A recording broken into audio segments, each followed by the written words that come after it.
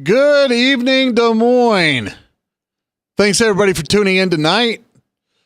The Doc and Lefty radio show moniker is up there. That's much prettier than my face. So, anyway, I want to thank everybody for tuning into the show tonight. I want to thank everybody for listening. Lefty should be on his way. Oh, my God. Why did you do that, Maddie? I was looking good. Anyway, it is cold out there tonight. It is freezing here in the studio because we have to keep these hot machines cool. And so, hence I have the hoodie on. Plus, why do I look so washed out? Why am I pale? I blame Maddie. I've been inside a lot.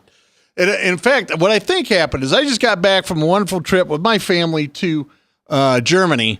You want to talk about a bunch of tall, pale people, that was it. And it was cold over there, but beautiful. If you ever get the means, I would recommend you do it. Anyway, we got a lot to cover. Lefty has been curled up in the fetal position, crying about the loss of Hillary and figuring out what to do. And I will tell you, he's written me a couple of things personally and on his Facebook, and he has the look on his face that he's ready to go and tear stuff up.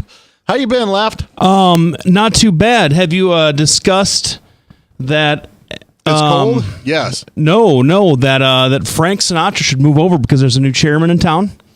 Congratulations, buddy boy. I haven't announced that to everybody. It's going to be a surprise to my family. Oh, yeah. Did you not want to do it? Should I not have sprung it? Nah, I can do it now. I was elected Polk County GOP chairman, and I'm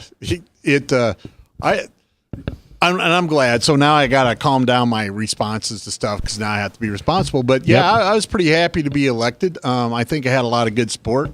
I ran against a man who is a longtime GOP supporter and an excellent volunteer, Mike Ginther.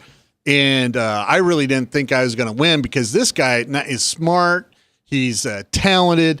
He's a hard worker. He's everything you want a leader to be.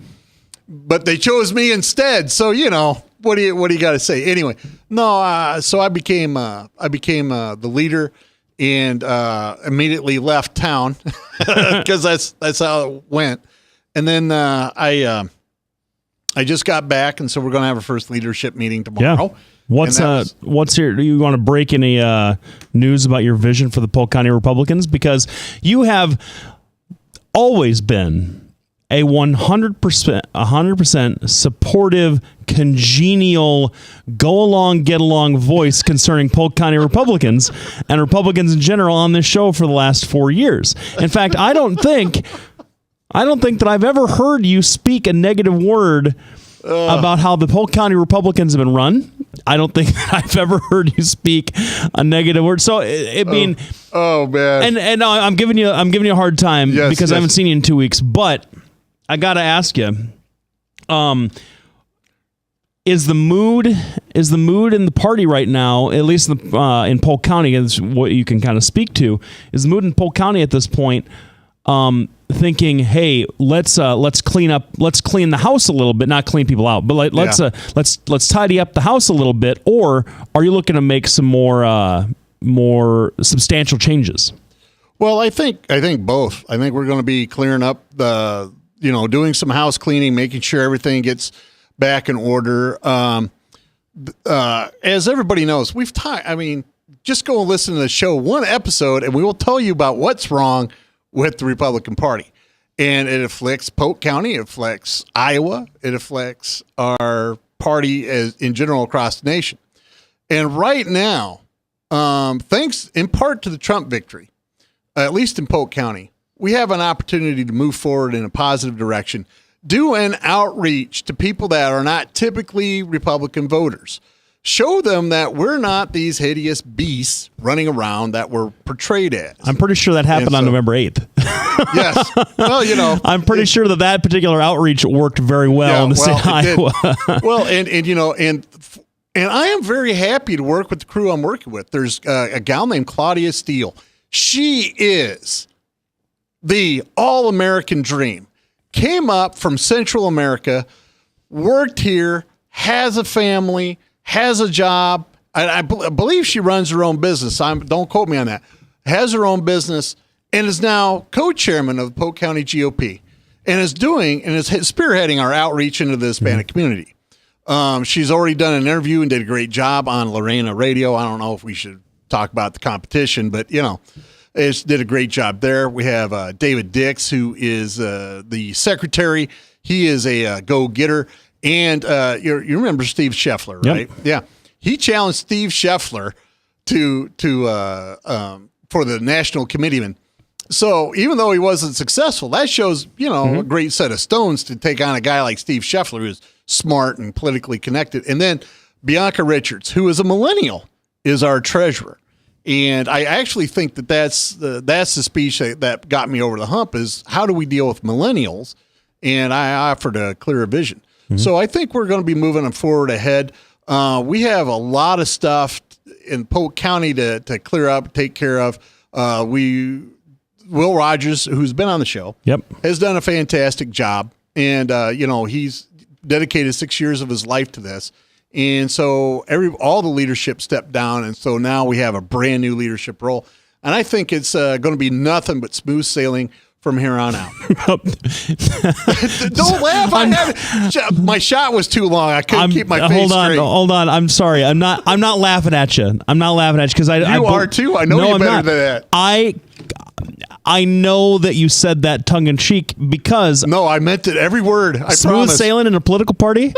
Oh man, hey Polk County Republicans, I believe that you have just hired elected the most experienced, naive chairman in your history. If he thinks that a political party is going to have smooth sailing for the entire time, but actually, what do you think is the biggest strength? It's an interview question now. Biggest strength of man, I didn't know I'd be going through this. Where you're coming in, and what do you see as your biggest challenge right now in Polk County? Well, this is a political stump speech. Yeah. And I've missed it. The truth is the reason, the qualities I bring. You remember Darryl Carney? Yep. He's been on the show. He's a longtime friend. I've known him since I was that tall. Good friend of my dad's, Chuck Grassley. I mean, he's a major fundraiser.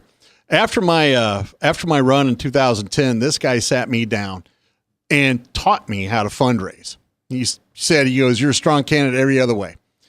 And so that's an advantage. Another advantage is I am, as you know, I may be critical, but a lot of times I'm fair, right? I can't disagree with that. And so I think all factions that are split off can listen to me.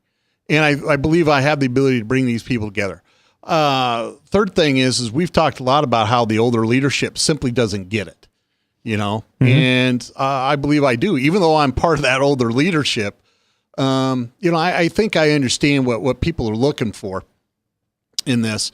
Our biggest challenge, with any political organization, is going to be fundraising. It's difficult to fundraise under the best of circumstances. Trump won this, and you got to give him credit. He won this on his own with no help from anybody, right? He did it on his own, and he beat the toughest campaigner we've had that I can remember. This gal, I don't care if you like Hillary Clinton or not, or what your conspiracy theory is, she is the best campaigner. She is the toughest campaigner we've had. Obama is great at campaigns. Don't get me wrong. He's very charismatic.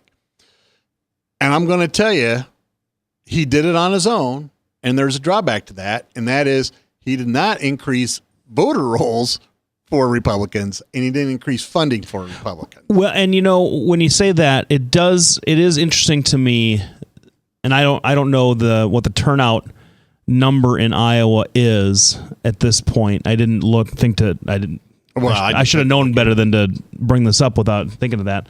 But I don't think that we set any records, and I don't know if it was down. If it was down, I have no idea. If it was down, I don't know if it's significantly down. If it's up, I don't know how significantly it was up. But it seemed like Democrats didn't come out, and he ran up the score in the rural counties, kind of like he did in Michigan and Wisconsin. That you saw record turnout in like my home county, Plymouth County, in northwest Iowa, and up and down west of the. In the western part of the state, but Democrats didn't come out, so it's kind of a mixed bag. But yeah, we'll see. Yeah, I guess we'll talk about that a little bit more in the next segment. Now, of course, coming back to the next segment, it's going to be all about me. I want to talk about me some more, and then we're also going to talk about some very interesting news that I just heard on the way over here. And so stay tuned for that. Thanks, everybody, for tuning in. We couldn't do what we do without you. We'd like to thank all of our sponsors, Bertrosian Associates, Lubinas Law Firm, Halo Capital, and, of course, Des Moines Anesthesia at 515-574-6442. Thanks, everybody, for tuning in.